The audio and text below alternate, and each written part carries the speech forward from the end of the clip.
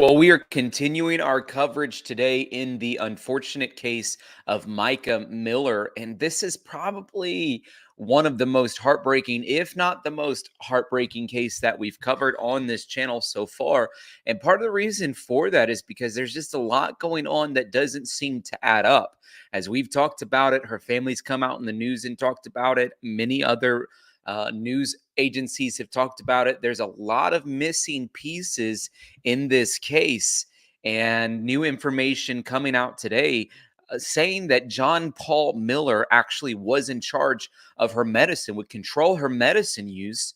And then he's the one who actually was on there during the announcement saying sometimes that she was in a situation where she couldn't get her medicine. Well, he's the one in charge of it. And so it just doesn't make sense. I'm not saying he's responsible for this death that took place directly, because it just the to me the evidence looks so clear. Although I'll show you a video tonight that kind of refutes that in one way, and I had posted it on our Feller Fam Facebook group this weekend, just asking for your guys' feedback on it, and several of you had great comments to say. But there's just a lot going on. There's just, to me, the whole nation is alerted to this case because something doesn't feel right. And I think the fact that something doesn't feel right means that we need to be paying attention to it.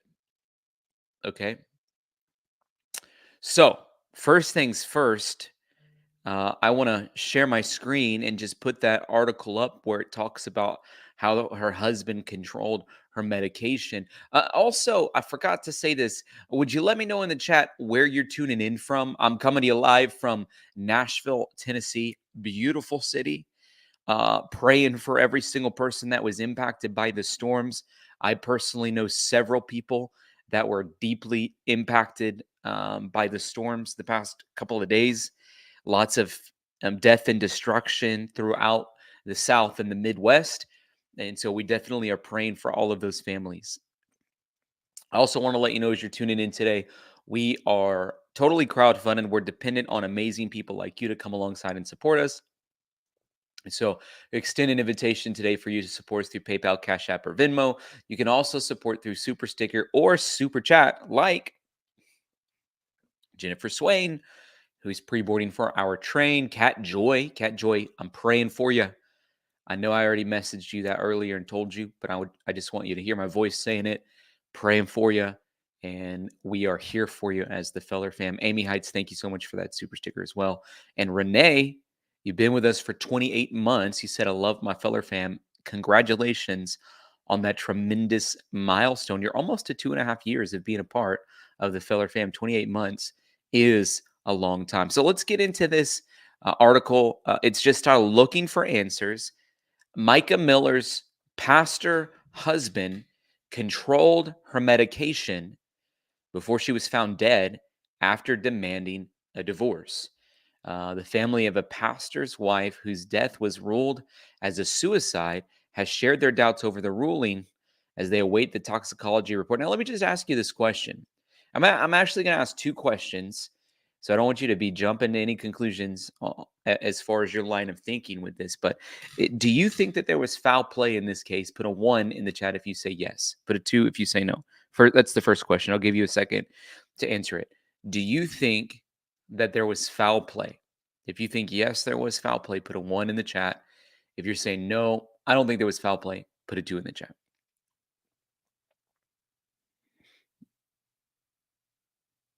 Okay, pretty much almost all of you. Hey, Neil Nelson, good to see you, man. Almost all of you putting 1s in the chat. Now, here's my second question. Okay, do you think that this was a suicide? Put a 1 in the chat if you say yes, and put a 2 in the chat if you say no.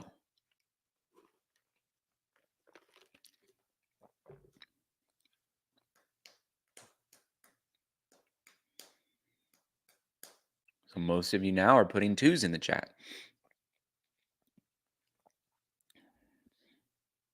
Karen says, I also think her husband's a creep. I think that goes without saying, really. There's something off about him, and something I felt like that was off about his father as well. Apple tree. Fall, not far. Okay. Let's see what this article. Honestly, too, like I want to know. Some of you guys probably know. I haven't had time to really investigate it, but she was married before. I thought about something that I thought was interesting because, like, I've preached a million weddings, and I just preached one like 3 weeks ago where I'm up there. I'm like, dearly beloved, we are gathered here today. Like, I do all that. I've done all that. And i- she was married previously to this other guy, right? And we watched some of the wedding footage of it. And one thing that I thought was interesting was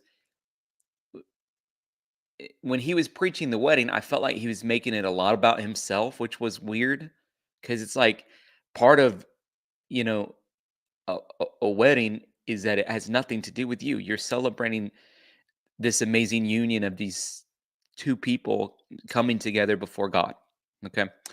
And so they would say, you may kiss the bride, that you kind of say that you do that. And if I'm not mistaken, was there a time when he told them they had to quit kissing? I think he was like, enough. Okay, enough. Like, didn't he say that during that part of it? And I was like, that one was really weird. I want to go back and watch that. So if I can find that clip, actually, I'll go back and watch it.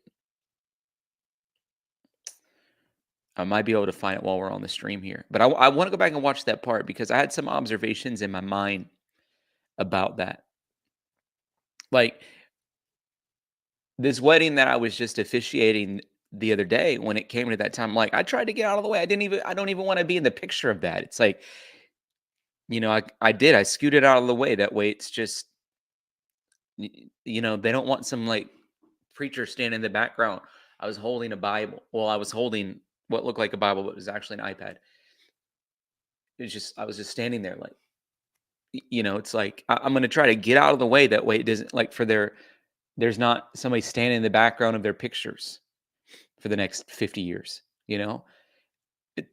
I just thought the whole thing was weird. So, if I can find that clip, I wanna kinda go back and maybe rewatch it and share some observations from my standpoint of somebody who's officiated several wedding ceremonies. Okay, so this says police said they found her body in the Lumber River State Park after receiving a 911 call. The caller asked the dispatch if the phone could be located because she's going to kill herself and wanted her family to be able to find her body. Her death was ruled a suicide. Micah's dad says, I believe it was all staged. I believe the whole thing was premeditated. Now, while Micah's husband, John Paul, is not a person of interest in the case, her family alleges he pushed her to suicide through years of psychological abuse. They are now said to be considering filing a wrongful death lawsuit against him, with the family's attorney explaining why an incoming toxicology report could uncover new information. Speaking to Court TV, their lawyer, Regina Ward, claimed that John Paul had been prescribed lithium before Micah died and alleged he could have given this to his wife to subdue her. That'd be crazy if that happened. The attorney also claimed he could have controlled Micah while she was in this supposed state. Here's an eerie new clip that shows her last. But she stopped for gas and she stopped to get a drink.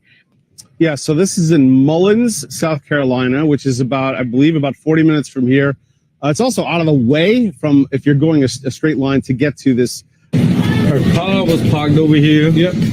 And she used the restroom and pull up and just come around and pull up over here to this pump. That's where she got gas. Mm-hmm. She's going to get gas, right? Like, you'd think if she was planning on killing herself, she wouldn't get gas. Like, she's probably thinking, I'm not going to need gas anymore. He claims that she was diagnosed with these mental illnesses and was on lithium. According to her, she didn't know she'd been diagnosed or what her medication was because he always controlled the medication. Now, how does that make sense?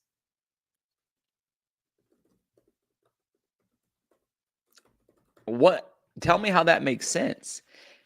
You just blindly taking medicine that your spouse is giving you for years, and you're not like, "Hey, what am I taking this medicine for? What is this medicine?" That doesn't even make sense. So he would, and that you can't even do that unless you're like incapacitated. Clearly, she was leading worship and, had her own life and did her own things, had her own friends, was a missionary to Africa, could speak on a stage. It's not like she was brain dead. Now, lithium medication is a mood stabilizer, and it's primarily used to treat bipolar. And what it does is people with bipolar have extreme mood swings. Like, I think a lot of people get diagnosed with bipolar and they don't actually have it, but it becomes like an insurance code for them to be able to either get medicine or see therapists. But people who genuinely have bipolar, they have extreme mood swings where it's like they're manic and then they're extremely depressive. And so and you can ask Amy Heights about this. Probably she knows probably a lot more about it than I do. But that lithium lowers the highs and raises the lows, and it tries to keep somebody from having those. It the way that medicine works is it impacts the amount of sodium that goes through the nerve and muscle cells in the body, and that's kind of what helps bring that stability. And it helps also with neurotransmitters in the brains. So, but it can have some negative side effects, are like kidney and thyroid issues. And so you have to, if you're on that medicine, you have to constantly be monitoring your blood levels for that. So she'd have, like, if she's taking this potentially dangerous um, medicine, she'd have to constantly be going and getting her blood checked. So it just doesn't make sense. Cat Joy, thank you so much for that super sticker. Really appreciate it. And I could be wrong. That's just what I think it is and how it works. Okay. So if you take too much of it, or if you're over medicated, you go into delirium. And that's what her demeanor reminded me of when I watched all the video footage. Well, the thing is, that's a statement that can be made, but I don't know if that's a fair statement, because wasn't she living by herself at this time? Now, video footage obtained by News Nation showed Miller's last movements in the hours leading up to her death. The clip showed Miller entering a gas station, purchasing an energy drink, which I think's interesting purchase. It's like, get in the mind of somebody who's about to commit suicide. What are they purchasing? What are they buying energy drinks? Or are they filling their car with gas? I don't know. She had worn all black, and the owner of the store said he didn't notice anything unusual, nothing special, just regular day, regular thing. After Mica's death, however, police records showed she believes somebody was watching her or following her. So she's in this moment, she thinks somebody's following her. Mica's tires were slashed after. Okay, we already knew that. She had an idea of who was stalking her. Police didn't have it. According to the report, Mica was afraid for her life. Now, here's what I don't understand, right? Like, the 911 call where she says she's going to kill herself, that's the part of the whole thing I don't understand. If there was foul play, that's the part of the whole thing where I'm like, well, the whole thing kind of, it doesn't mean that he's not guilty of several things, but the 911 call sort of creates a disconnect from that. By the way, guys, one of the things we do on this channel is we do a thing called the Super Sticker Train, just as a way for people to come alongside and support us. And I just want to encourage you, if you're watching today, hop aboard our Super Sticker Train. We're going to set a goal of 15 super stickers starting now. Well, let's look at this timeline of Mica Miller's movements in her final hours. On May 7th, the police released everything they knew about her final moments. There's doorbell footage. 10:13 shows her leaving her apartment in Myrtle Beach. At 11 a.m., the doorbell footage shows her returning to the same apartment. 11:38, she leaves her apartment again. I watched this footage.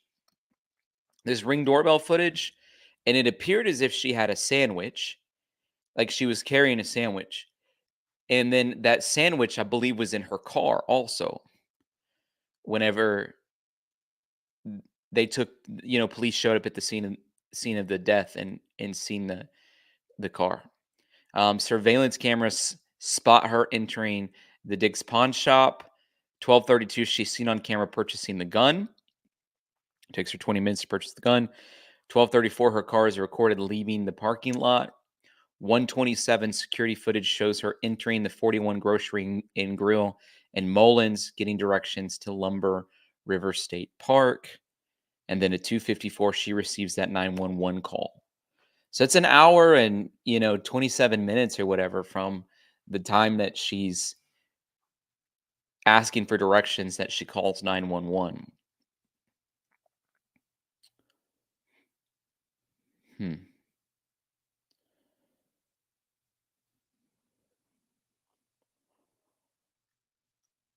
Very interesting.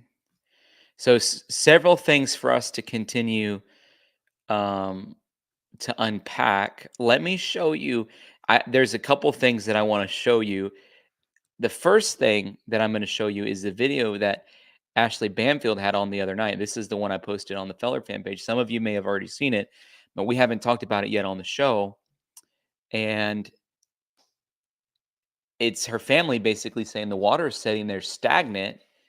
We don't believe that this was a suicide because of that. Whoops. It's muted. Mica Miller's father says no way. Mica Miller's sister says not a chance. They say it is impossible to believe the official narrative of Mica's tragic and untimely death on April 27th. Suicide by self-inflicted gunshot. By now, we have all seen the video of Mica buying the gun alone, and we've all heard the 911 call where she tells a dispatcher her plan. But Mica's family says you just have to look at the video. This is Lumber River State Park in remote Robeson County in North Carolina. Mica's family went there in person, and they recorded this video, which was given to News Nation exclusively. And when they mention her estranged husband, Pastor John Paul Miller, they call him Junior. Take a listen. So over here would be where her remains were found down the river, and then all the way through this trail, all the way up here, where her purse and her phone was found. And this water is not moving; it's just Not at stagnant all. water. It's not moving at all. So presumably, how would she? There's no logical explanation with the. Or just keep it on loop if you could. The theory of suicide does not add up to me, because you're telling me her body floated all the way down this stagnant water,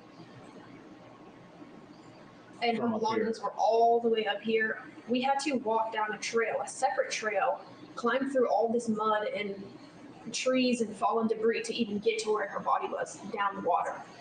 It's not like she could have, left her belongings and walked down the water and then committed suicide down here, and then somehow the bullets and everything stayed over there. There's no And the gun was found up here. There's no logical explanation for this. The live round wasn't hit by the hammer, so it was ejected. I mean, that to me, I don't know if that's a good enough argument. Like, I understand, and I'm not trying to point just flaws at them, and I'm not saying that there wasn't something weird that happened. But that to me was like not a conclusive argument. I understand the argument, I understand they're just trying to say, my interpretation of what they're trying to say is, hey, something doesn't feel right about this. Could this be one of those things? And they're going through a list of all the things that doesn't feel right. Jennifer Swain, thank you. Cat Joy, thank you for the double whammy. And thank you also for gifting those memberships. Amazing. Which, of course, is not what you do if you know what you're doing with a weapon, and Mica does. She's not going to eject a live round to fire it. She already knows that it's ready to fire. So you do not believe she took her own life? I do not.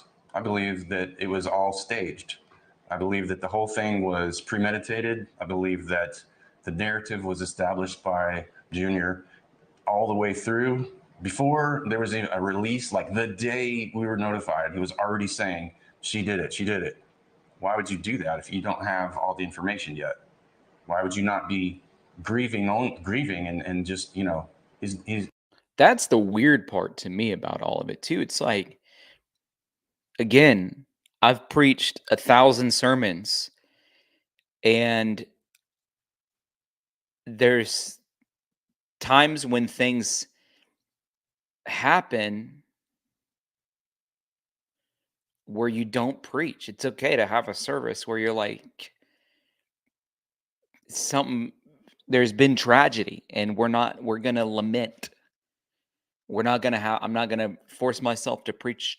He had 2 services, which means I had service at 9 o'clock and another service at 11 o'clock, or whatever times their services are. So he preached 2 times. How could you? There's no way. I don't know one person that's not a psycho or sociopath that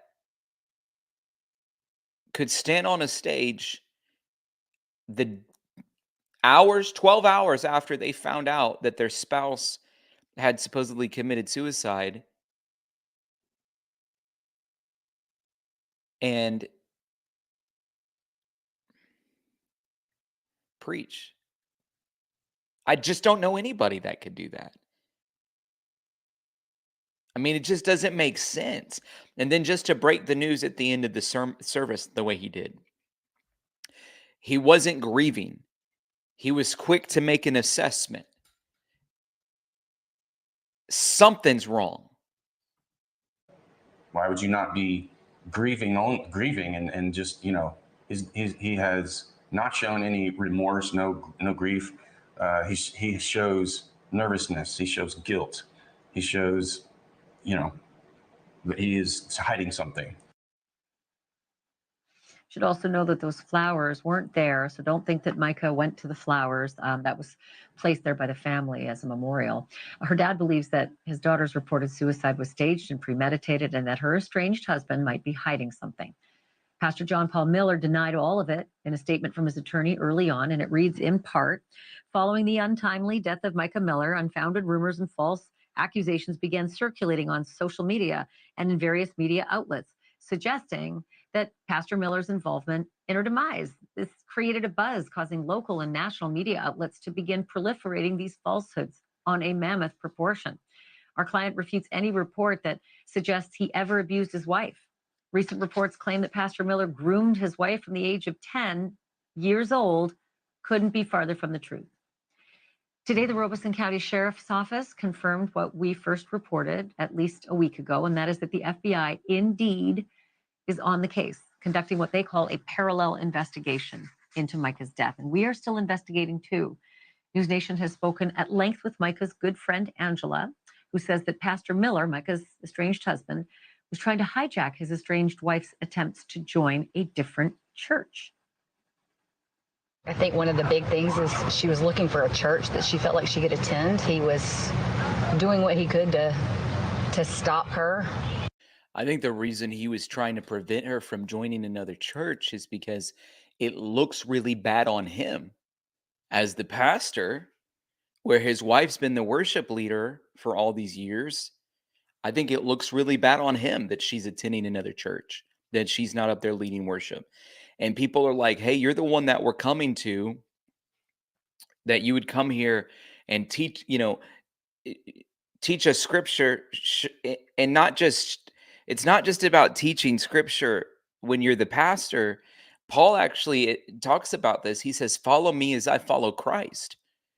He was signing up to be the role model for the community of believers at that church. And so, and that's not to say that sometimes things don't happen in families that are believers and families that are in ministry. Like sometimes there's just bad circumstances, or that you can sort of make sense of. But this was not one of those situations. This would have been his second divorce. He wanted himself to look like the coolest person ever. So he put all the blame on her. I mean, if she leaves the church, that just looks bad. I think one of the big things is she was looking for a church that she felt like she could attend. He was doing what he could to stop her from finding a church. And I kind of knew that because he did that to us. When we left the church, he called the church that we started attending and kind of tried to sabotage us there.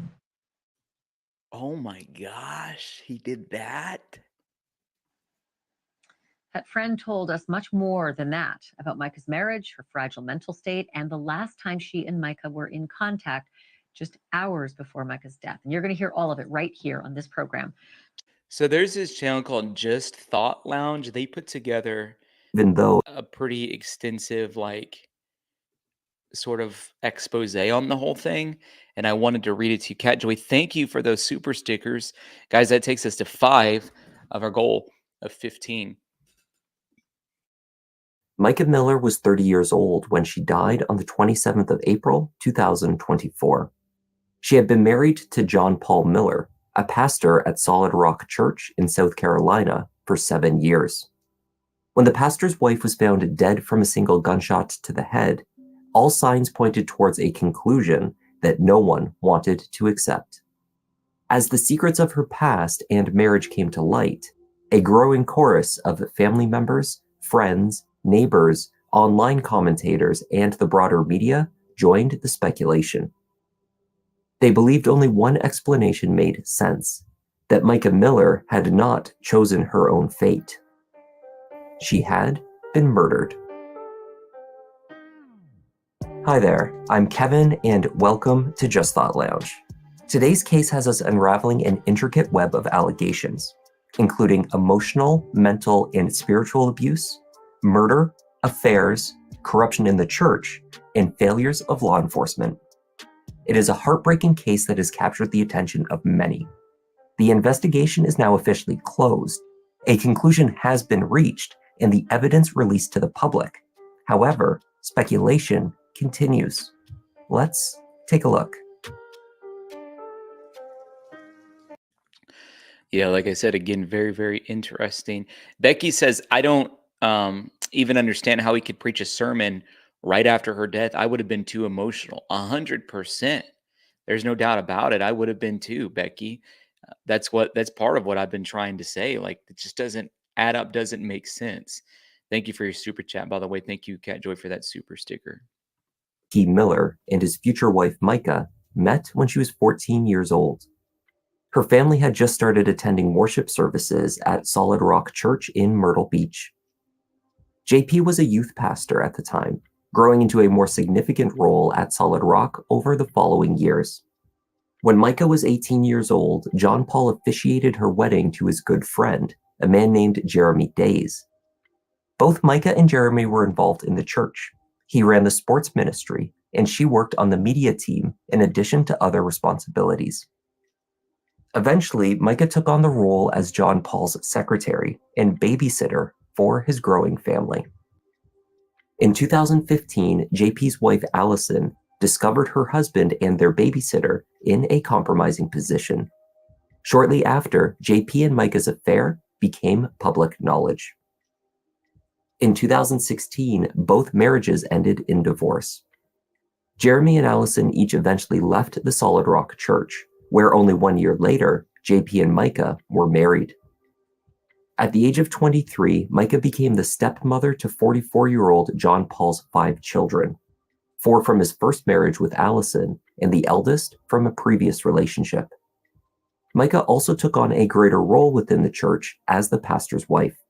She was a worship leader, did graphic design, and oversaw the women's and youth ministries.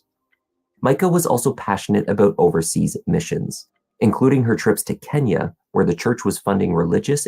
See, I think she had a genuine relationship with Jesus.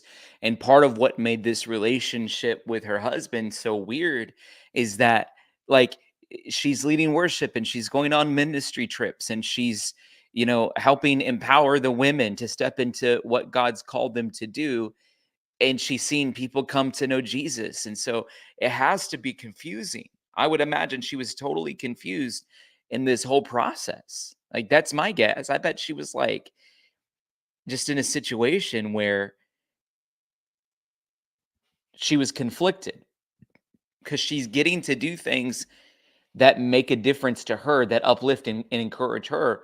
And so it's almost like a pain versus a gain. And the gain for a while was better than the pain. And then the pain became stronger than the gain. That's what I think it was. And educational initiatives. Mica loved to sing. She often led the congregation in song. Give me life, take me for what I am, 'cause I'll let you change all my colors for you. On the 27th of April, 2024, 55-year-old Johnny Jacobs went fishing in the Lumber River in North Carolina. He had been in the state park for several hours when he heard a woman's cries from down the river. From his position along the tall, dense tree line, he could not see the woman who was crying. Put in there with my little boat. And maybe 5 minutes after getting into the slough, I heard a cry, a faint cry. Heard it for maybe 2 or 3 minutes, and the crying stopped. A few minutes passed with only the sound of the river, the birds, and the light breeze, before the distinct and unmistakable bang of a gunshot rang out. I said, oh my God, don't tell me, because the crying had stopped. I said, don't tell me something's happened, don't tell me something. I was getting ready to get out of there. Another 3 people came into the lake on a boat, and I plainly asked them, I said, did y'all hear that gunshot? They said yes. Johnny made his way towards the direction that he had heard the gunfire. On the bank of the river, he discovered a backpack. With the bag was a pair of glasses and a cell phone. She had her license, her bank card. She had her keys in the bag. She had a little small Bible, all of her credit cards, her bank cards, and a few receipts of some things. Within minutes, emergency responders arrived at the Lumber River State Park, called out by a 911 call. They immediately began a search on foot and in the air. Just before 4:30 p.m., roughly an hour and a half after Johnny had heard the shot, a kayaker reported a woman's body in the water. It was 30-year-old Mica Miller. She had died of a single gunshot wound to the head.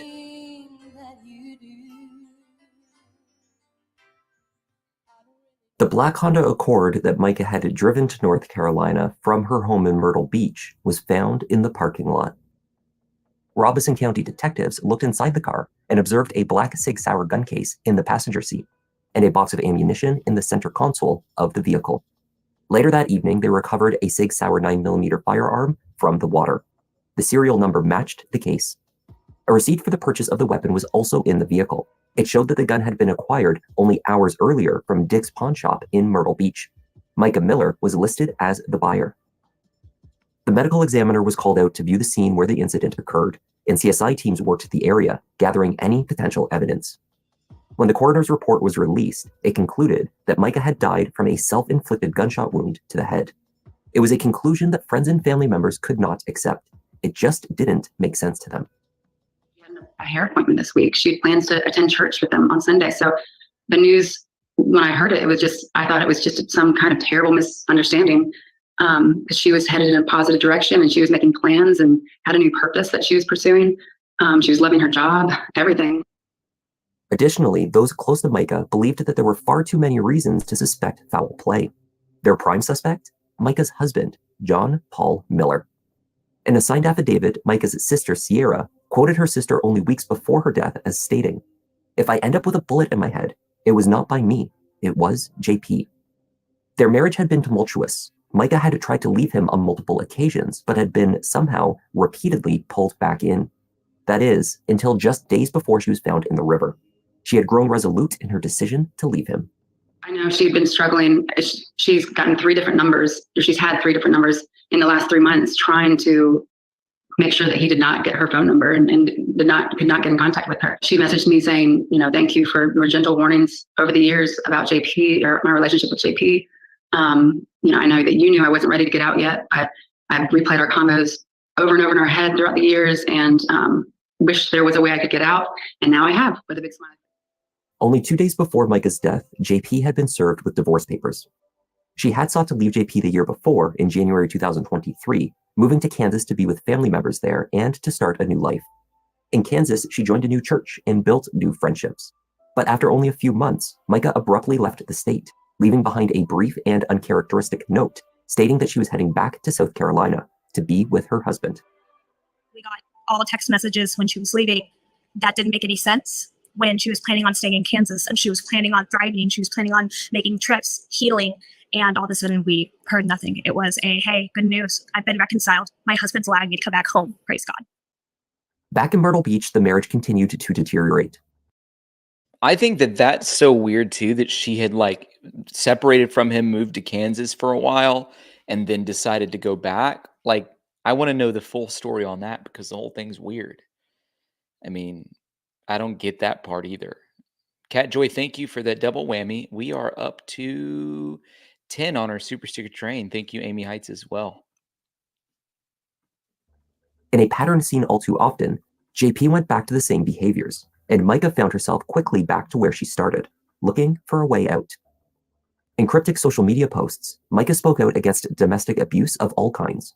In what has been interpreted as statements about her own experience, the pastor's wife discussed reconciling religious beliefs with a desire to leave an unhealthy marriage.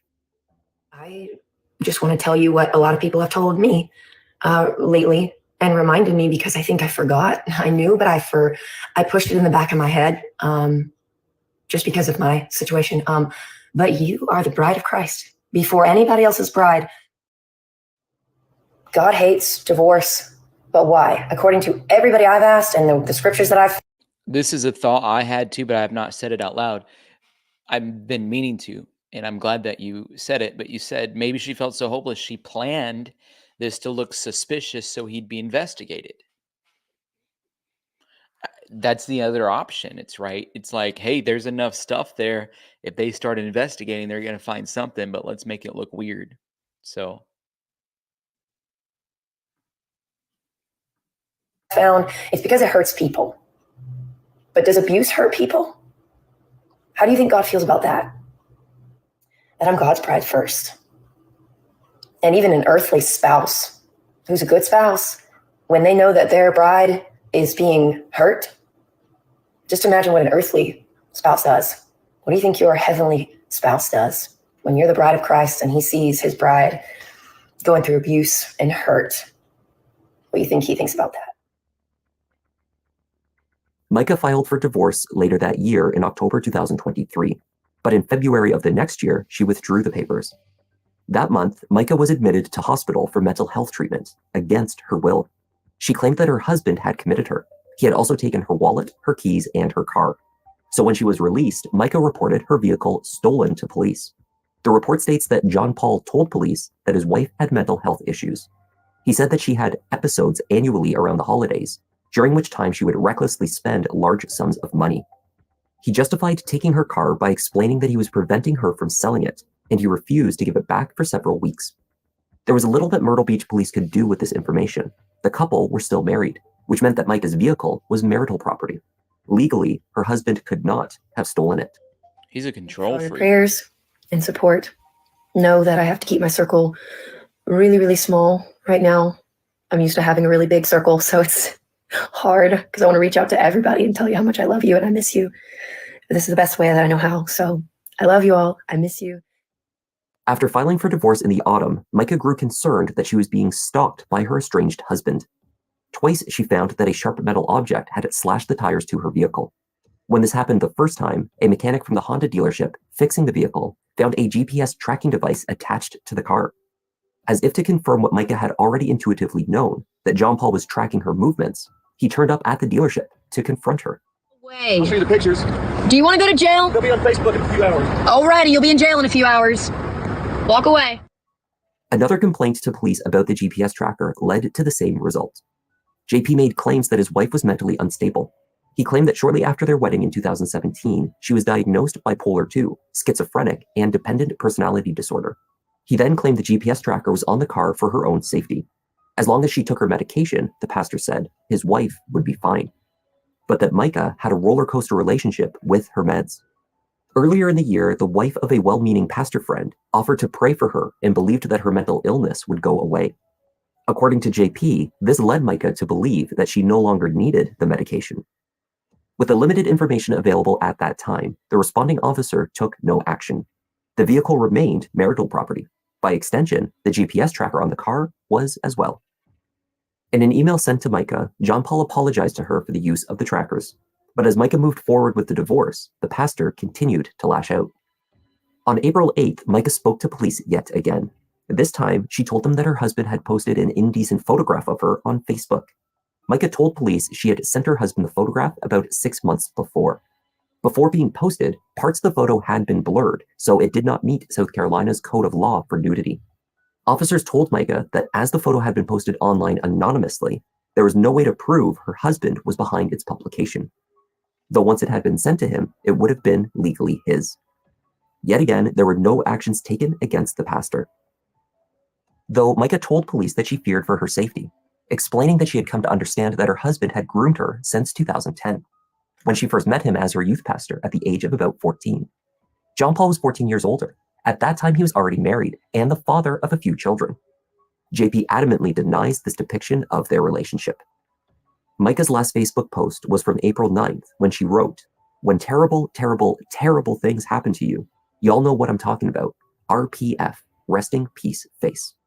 You don't have to stay in a abusive relationship, whether that's sexual, whether that's somebody forcing you to take illegal drugs or alcohol abuse or physical abuse, psychological abuse, making you think that this is all your fault, or you're a bad mom, or you're a bad wife, or you're a bad husband, or you're not giving it your all when you know you are. Less than a week after the last police report, Mica found a GPS tracker on her vehicle for a second time. She filed for divorce the next day. It would take about a week before those papers were served to JP. But only 2 days after that, Mica was dead. JP personally called me and said, "Hey, Mica bought a gun. She's out in the backyard. We think she bought it to shoot me." I don't know, JP. I don't know what's going on in the house that would be a reason. He was scared. Was wondering, do you think she bought it to shoot me? Well, why would that be a question if you wasn't mistreating her? Probably the greatest wife anyone could ask for. She was incredibly affirming. We spent every night together for hours just talking and talking. The only individual in Mica's life who appeared to be unfazed by her tragic death was her own husband. I kind of want to punch her husband, to be honest. And I hardly ever want to punch anybody. Cat Joy, thank you so much for that amazing super sticker. You are helping us rock and roll. We are 4 away from reaching our goal. In the days after she was found, John Paul gave no indications as to the turbulent nature of his marriage. In her obituary, described by Mica's friends as a narcissist's ramblings, he wrote of Mica, "She and JP have been friends since 2009, married in 2017, and spent almost every single day and night together. Mica made the greatest of efforts to always be the best wife she could be. She would praise her husband after every church service, telling him he was the best preacher in the world, even if it wasn't true. She also told him he was the funniest preacher in the world, even though that wasn't true either." The day following her death, the pastor decided to break the news to their church congregation in a casual and unsettling announcement that followed his sermon. We're not going to do altar call today. Instead, I'm going to have you stand up and I'm going to make an announcement. And after the announcement, I'm going to ask that you leave church quietly. And see, this is just super bizarre. Like, if you feel like you absolutely have to have service, there's a couple 100 people, 400 people probably that attend that church. Surely at least one other person in the congregation could preach, even if you felt like you had to be the one to come out and make the statement.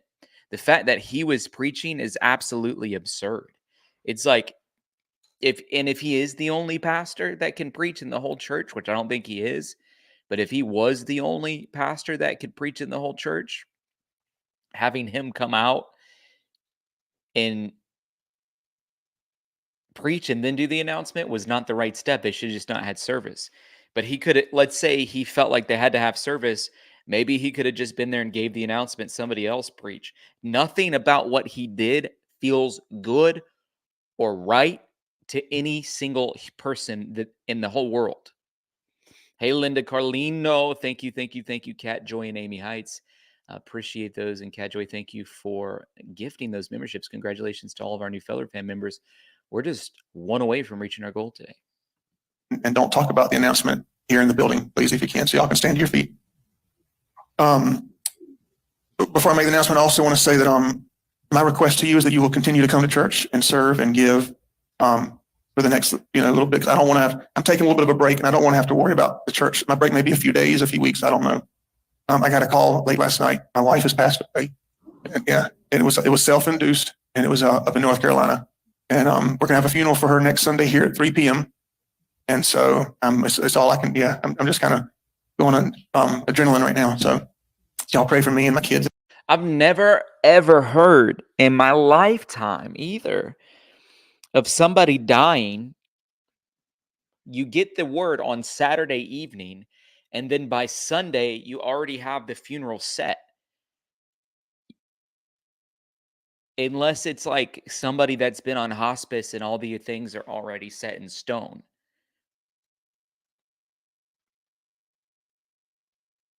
It just doesn't add up, guys.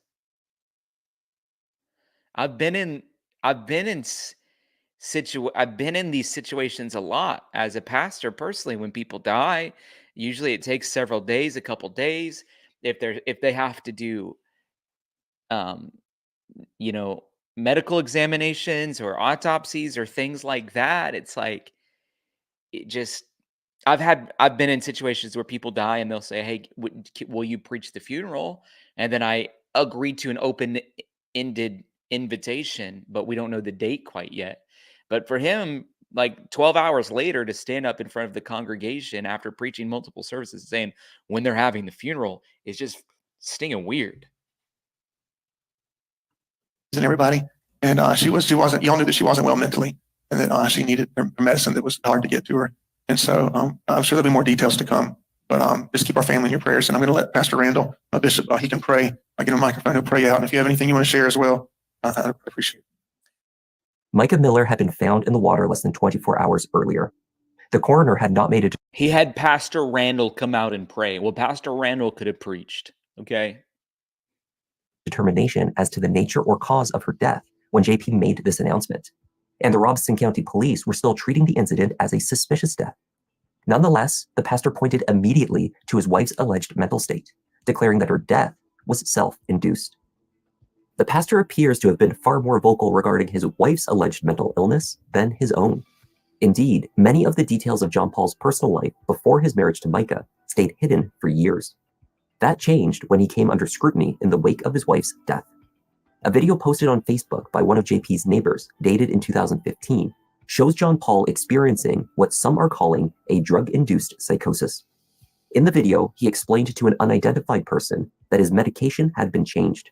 He felt ants crawling all over him, but in the video, there are no ants. Hey, JP, I think Mark is coming. I had him try to get in touch with him again to make sure. Is that okay? Huh? Ants fight me. There's ants all over me. He was like, there's ants on you? There's no ants on you, though. It's just, maybe that's how you feel, but there's none on you. There's none on the grass. I think when people are on drugs, somebody told me this, they feel like they have bugs like crawling on them or in their veins. I forgot what kind of drug it was. Somebody once told me this. My cousin, who's a nurse, told me this. It's like a lot of times, like if people will come into the ER and they feel like there's bugs like crawling in their veins or they have ants crawling on them, that I forgot what kind of drug it is. Maybe it's like meth or something. And that's why they scratch their skin off like that. You guys have seen that, like where they're scratching their skin off.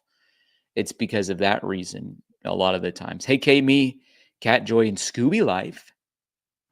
Thank you guys for your support.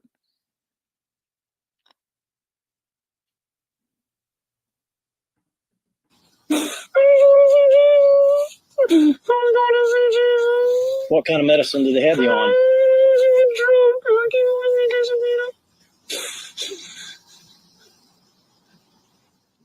Let me know if I can do anything. Okay, I think he's.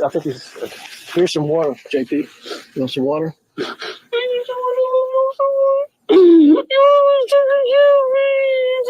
Okay, you want to try to sit up? You want to try to sit up, or you want to put it to your mouth, or what? I'll be on in a few minutes if you need. Okay. The poster of the video, a man named Ty, wrote alongside his post, "I believe the saying goes, getting a taste of your own medicine. You have used and abused for way too long, only to get up on that pulpit and consistently discredit your victims by airing out intentionally degrading, inappropriate personal information. Doing that allows you to control the narrative. Now we have the death of your wife that you claim only took her life because of mental illness. Fact is, nobody was ever mental until they met you." In the lengthy post, Ty provides possible explanations for how the pastor could have gotten away with such atrocious behavior for so long. He writes, "The reason why most people didn't speak up is because they know your reaction is ruthless. You have a little bit of local power with enough financial resources to hurt people legally, and they fear putting their family at risk. And the few others that don't speak up believe it's not the Christian thing to do. Well, neither is doing nothing." John Paul's troubles began at an early age. As a teenager, he earned a criminal record for incidents of delinquency, driving under the influence, and assault. The most concerning incident occurred when he was 19 years old. It was February 1998. Families in the Bride Creek subdivision of Myrtle Beach were sandbagging homes in response to extreme flooding. Defying the road closed sign, JP entered the neighborhood in a silver S10 pickup truck with black tape covering the license plate. According to court records, JP accelerated his truck into a 19-year-old woman who had asked him to slow his vehicle. Then he continued to drive for about 100 yards with her clinging onto the hood before he slowed and she was able to safely roll off. The court ordered that he receive a suspended sentence of 4 years, 3 years of probation, 500 hours of community service, and an order to pay court fees. On May 31st, 2022, John Paul applied and received a pardon for this conviction. Social media and some news outlets have become rampant with suspicions and accusations leveled at the pastor, related not only to his wife's death, but of other alleged nefarious behavior. It emerged that the pastor was having an affair with a woman in the Solid Rock congregation named Susie Skinner. Susie, seen out for margaritas and shots with JP 4 days after Mica's death, has formally denied that she is dating the pastor. Former church members and friends of JP and Mica said that the relationship was public and had been going on for some time. What was not openly discussed was the suspicious death of Susie's husband, Christopher. Christopher had been wheelchair-bound following a drunk driving accident in 2000. He met Susie through his rehabilitation and later became an inspirational speaker and author. On September 6, 2021, Christopher drowned at a community pool in Myrtle Beach when his wheelchair tipped into the pool and he became trapped underneath it. He was 41 years old. He then allegedly begins another affair with a church member who has a husband who uses a wheelchair who mysteriously ended up dead and drowned in a pool. Is that accurate? Yes. That's what we've been told by people who have reached out. We've spoken to former church members. We've spoken to current church members. An investigation into Christopher's death found no signs of foul play. Security camera footage of the community center showed that he had been there alone, though this did not explain why his chair abruptly accelerated forward into the pool. His death has been ruled an accident. JP's ex-wife Allison has accused her ex-husband of having a sexual addiction and behaving inappropriately with the teenagers at his church. One of these teens, now a grown woman, took to Facebook to tell her story, alleging that John Paul once forced himself on her. John Paul Miller has been removed from his position as pastor at the Solid Rock Church, though he is still technically employed there. None of the pastor's history makes him guilty of his wife's murder. He may very well be guilty of other crimes that are now emerging, but it is too early to tell. What we do know is that Mica had been keeping track of her husband's transgressions. She kept detailed diaries that likely recorded contemporaneous reflections of the abuse that she allegedly suffered at his hands. She knew about the other women. There were allegedly quite a few. There is also reason to believe that he was stealing donations intended for the church and its charitable activities. In mid-March, John Paul was reported to police by another church member for transferring almost $2,000 from the Dare to Care mission in Kenya to his own personal account.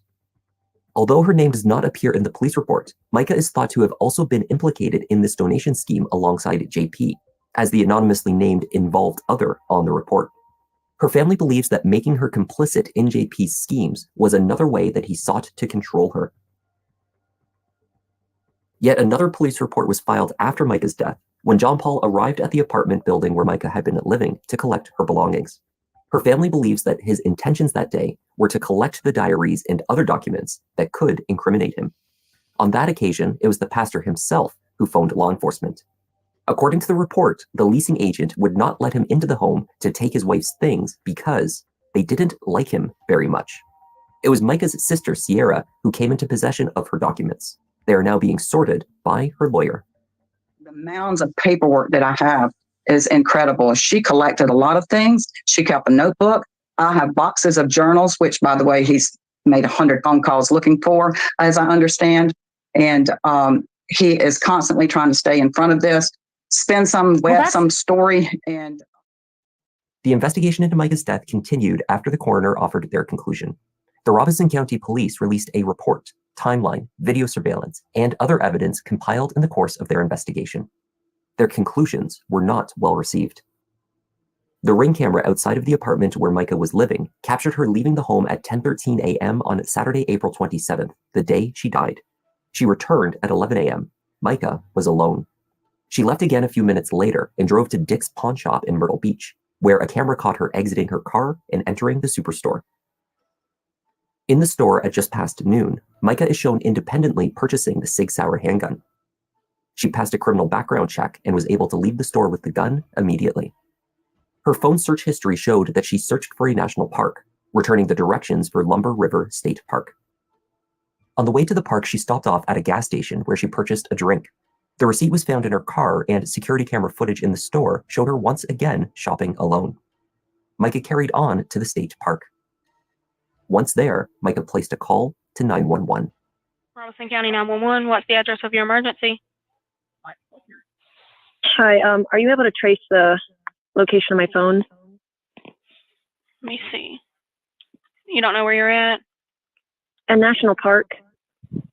I have my location on, I think, on my phone. Find my phone is on. I don't think you are in Robeson County. Are you at the Lumber River State Park? Yeah, that's where I am. Tell me what's happened. I just want my family to know where to find me. The final statement that Mica made to the operator was to state her intentions, what she was about to do. She only wanted her family to be able to locate her. Despite this, there are those online who have claimed to hear a man's voice in the background, perhaps convincing her to lie on the phone call. Still, others have suggested that the voice on the call is not Mica at all, but produced by AI as a part of John Paul Miller's plan to get away with murder. Conspiracy theories that have picked up steam include accusing Johnny, the fisherman, of being the gunman. Others say that JP had another accomplice with whom he switched cell phones to throw off any location data. These theories all aim to point the finger at JP as the killer, even though he seems to have a rock-solid alibi. The night before Mica was shot, JP drove to a sporting event in Charleston, a roughly 3-hour drive south of Lumber River Park in North Carolina. The investigation located multiple eyewitnesses who confirmed that the pastor was at this event all weekend. License plate readers tracked his truck en route to and from Charleston to further corroborate the witnesses. Despite misinformation being released to the contrary, the investigative report clearly states that there were multiple passengers traveling together. Although JP was reported to be traveling with his new girlfriend, his alibi is not dependent upon her word alone. He simply could not have been with Mica when she died, or been the person who pulled the trigger. Though whether he still bears responsibility for her death in other ways is a separate question. On Sunday, May 12, 2024, John Paul held a funeral for Mica at the Solid Rock Church. Her family did not attend. I can't even, if I had 10 hours a day, that wouldn't be enough time to tell you all the great things about her and what it was like to be. It's so weird to see him like at McDonald's or wherever he was at, like smiling, laughing, having the most fun with his new girlfriend. And then like 2 days later, leading this funeral, crying.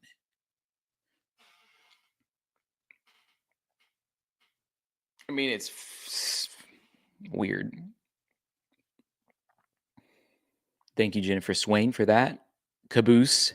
We are in caboose mode. Thank you. Shelly, you said so sad. No doubt about it. It's heartbreaking. And Cat Joy, thank you for those super stickers. I just can't imagine what her family's going through. I think we need to continue to pray for them because they know something doesn't feel right. And I'm in the same boat. Something weird's going on. Intimate relationship with her. I still can hear her voice, and I can still picture her just walking in the front door. And she was a great stepmom. In fact, she did so much work. Yeah, you're making a great point, right? Like, so if this was a suicide, it's clear, I think pretty much to everybody, that his behavior is what led her to that, right? So if kids are bullied and a kid commits suicide, then those other kids are held responsible. There's consequences for them. And I understand what you're saying, why it should be the same way in this situation.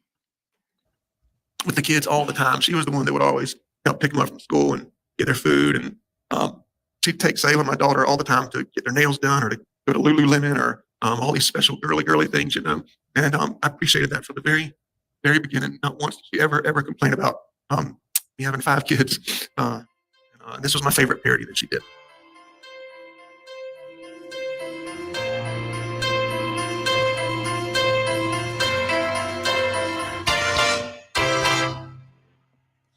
Give me love, take me for what I am.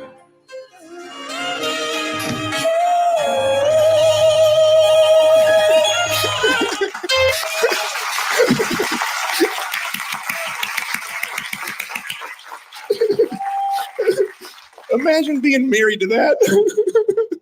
It was like that in our house all the time. Y'all stand on your feet, and Pastor Randall's going to close in prayer. The report released by Robeson County Sheriff Bernice Wilkins concluded that, unfortunately, rumors and conspiracy theories were spreading quickly, and assumptions were being made. However, in the end, we must make decisions based on the facts and evidence that has been gathered.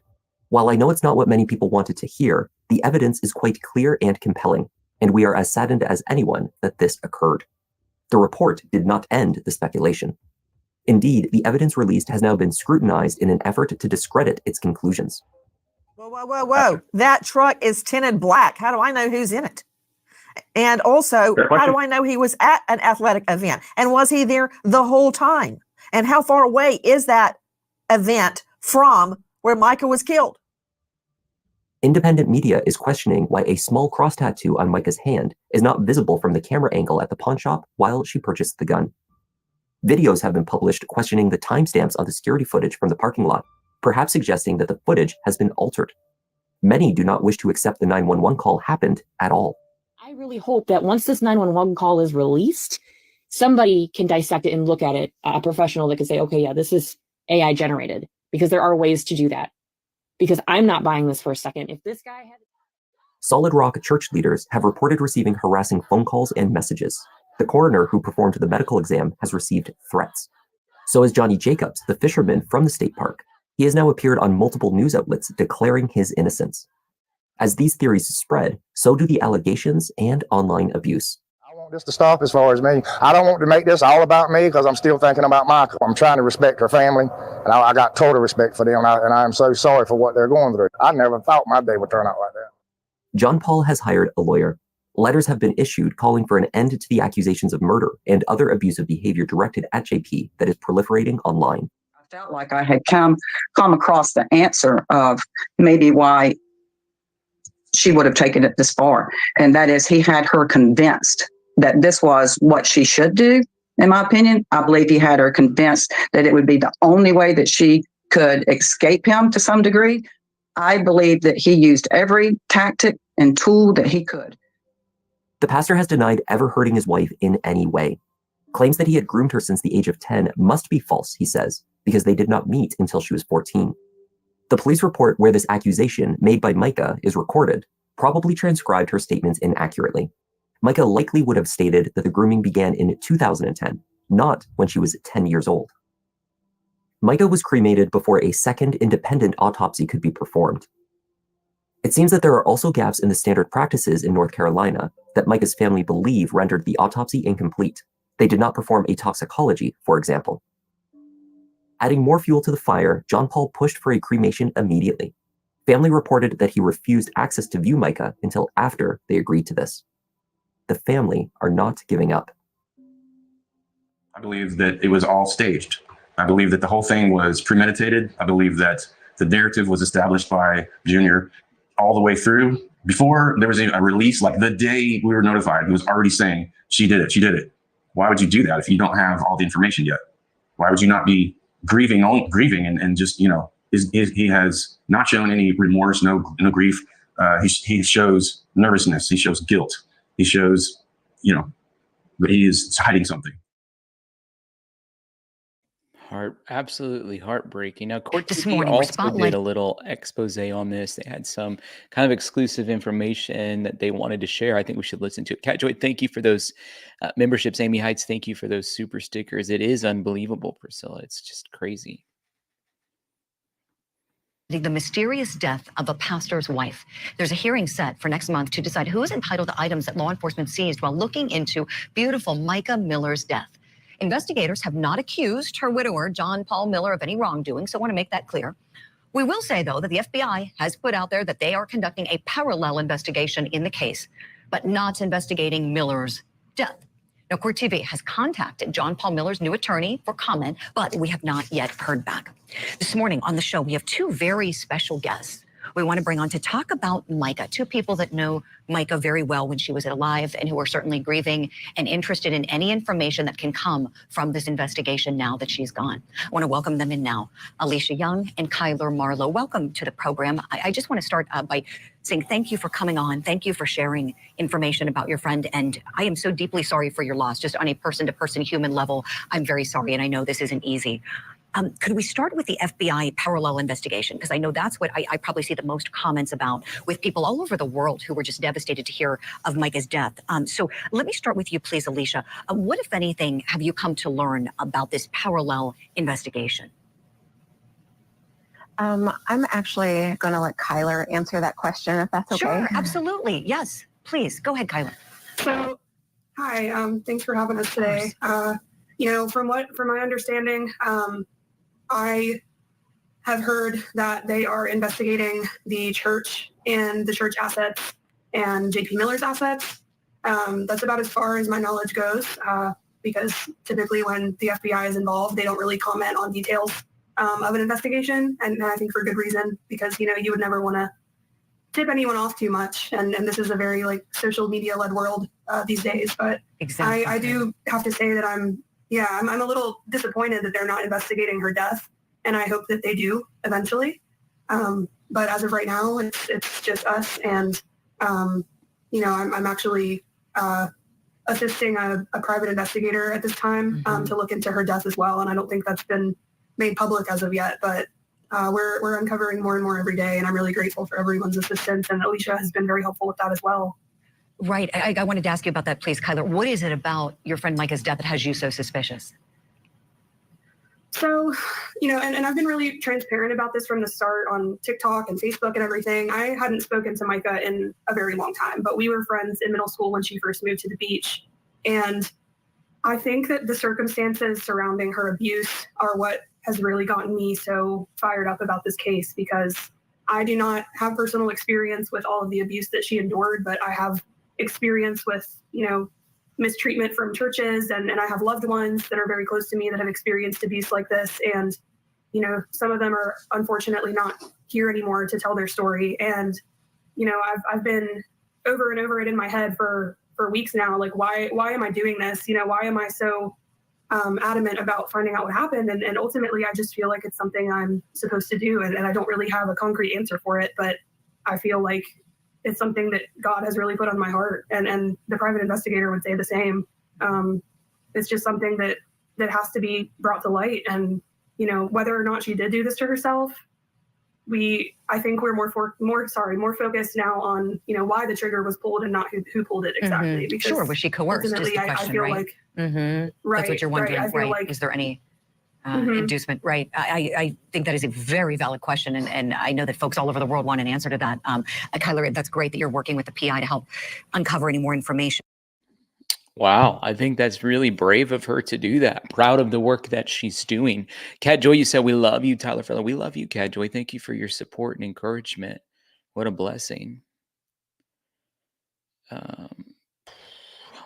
And like I said earlier, we are praying for you, Cat Joy.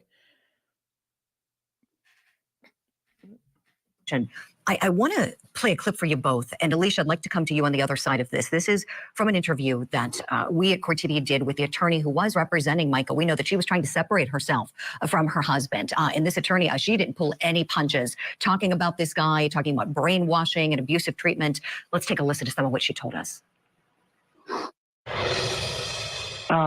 Dutiful as a wife and abiding in terms of what she understood that God required of her as a wife, and especially the wife of a pastor. She was so brainwashed. He had been, I guess, quote, training her for a long time, and that how a wife is supposed to respond even to an abusive husband. There is a sermon that he gave. It was a series that he was doing, and this one, I want to say it was number 14, and it was called Discontentment. And in that sermon, about 2/3 the way through it, he talks about how that God says that it's a wife's duty to provide intimacy to the husband.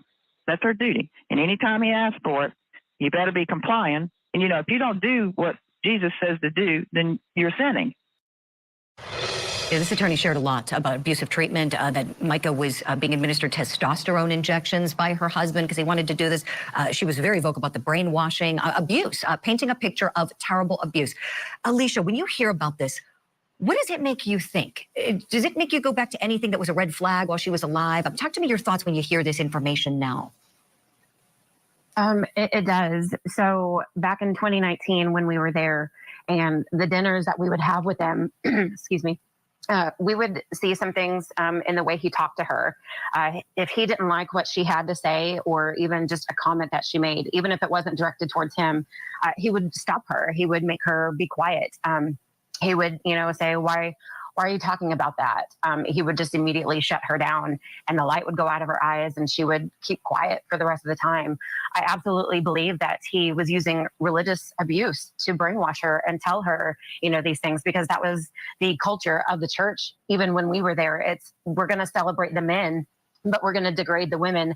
And if these women don't fall in line with, how we're supposed to act, or, what he claims the word of God is, then it's our fault if a man steps out on the marriage. And, basically women are just to be seen and not heard, and to have sex with their husbands whenever they feel like it, because, according to John Paul, that's what God says. And that's absolutely wrong. Right. Oh, it is. There's a lot wrong. Absolutely. With what's being said here. And I want to play a clip of some. I mean, that's just such a misinterpretation of what the Bible actually teaches. And if that is what he was preaching, then in my opinion, he's already disqualified himself from preaching ever again, in my opinion. So, but if that is what he was preaching, people shouldn't have been coming.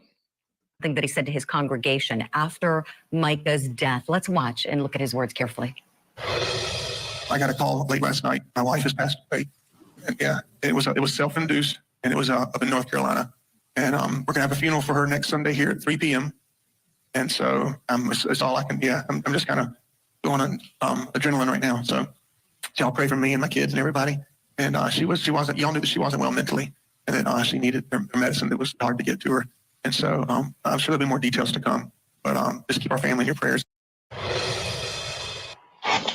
Sure, you both have a lot of thoughts on that. Alicia, I want to go back to you. He points to her mental health struggles. And I know everybody grieves differently. He doesn't look too busted up, let's just say that. Everybody grieves differently. He's certainly not able to speak. And the fact that he injected what could be perceived as blame here. I know has a lot of people riled up watching this who had a lot of disgust for the way he handled that. Alicia, somebody who was friends with Mica, you and Kyler, you loved her. You loved her. She's your friend. You're both advocating for her now. Alicia, when you hear this, did that leave a bad taste in your mouth, just as it did for many others who didn't know Mica? It absolutely did. And because who has a funeral already planned within less than 24 hours for the following week? He was even using the mental health narrative back in 2019. My husband had went to lunch with him and Mica to discuss worship team ideas. And after the meeting, John Paul calls my husband and says, "Oh, I'm so sorry about Mica. She has mental health issues. She's, not finding the right medication." So he was even using that back then. Mm-hmm. And you know what I would love to know? I would love to know if Mica was mentally healthy until she met him. That's what I would love to know. I would love to know if the mental health struggles were because of narcissistic abuse. We don't know, but I would love to hear from a professional. Would love if there are already mental health records for treatment, if they could be revealed, because I think it would be very telling if he had anything to do. And I'm not saying he did, we don't know, but it's certainly a very valid question, because you see this happy, beautiful young woman, and then what happened is just stunning. Something doesn't add up. We have to leave it. Golly, nothing adds up in this whole situation. Horrible and terrible. Cat Joy says, I think he convinced everyone that they could sin as much as they wanted because he was always sinning. I think that that's part of it. Sometimes I've seen this in the past, like when you have a pastor in a church like that, it makes other people just feel more comfortable to stay in their sin as well. And you're probably right on the money about that, Cat Joy. So great observation.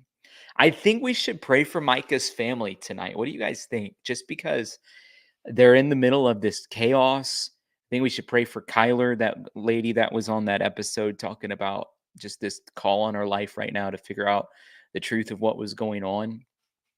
So let's pray together. Lord, we love you. We thank you for your amazing grace. You're awesome. And even in the middle of tragedy, we can feel a supernatural peace.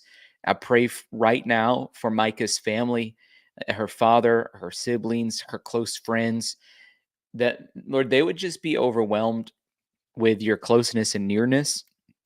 Your word says that you're close to the brokenhearted. And so I pray right now that they would feel and sense your nearness. And Lord, I pray that as justice is done for this victim, whatever the circumstances may be, it allows peace to be prevalent for the family. We pray for this young woman who, feels this call by you to figure out what was going on. Lord, I pray you give her a spirit of wisdom and discernment, and even resources that she needs to get down to the bottom of this. So we bless her as well in Jesus' name. Amen. Well, guys, this is a crazy case. We'll continue to keep you updated on all of the details and everything that happens. And thank you so much for tuning in today. We weren't able to do as much last week because I was speaking at an event in Kentucky and then another event in California that I was a part of. And so I was just busy on airplanes and traveling and stuff. But I am back at it this week, so we should be good to go. So I hope you guys are ready for that. And thank you for being on the stream. Peace out. I'm sorry, just showing you guys all these weird effects that now come on my computer. But yeah, I'll see you guys back. Should be on tomorrow night, kind of around the same time. So thank you guys for your amazing blessings. And I'll see you back very, very, very, very, very soon.